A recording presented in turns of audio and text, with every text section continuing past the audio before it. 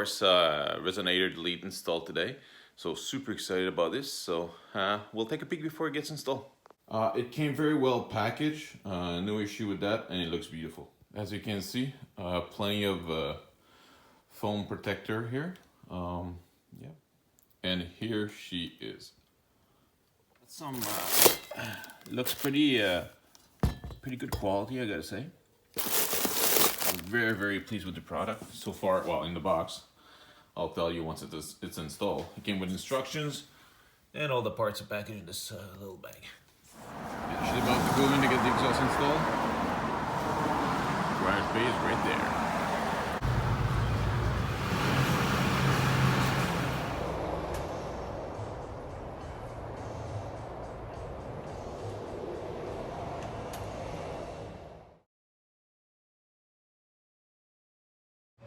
Hey, so of course, guys, we've put these exhausts on right now, but of course it was a wrong part in the Corsa box. My clamps were 2.5 inch instead of 2 3/4, so of course it won't fit. We had to use improvise, but that's fine. I'll call Corsa and get the right clamps in.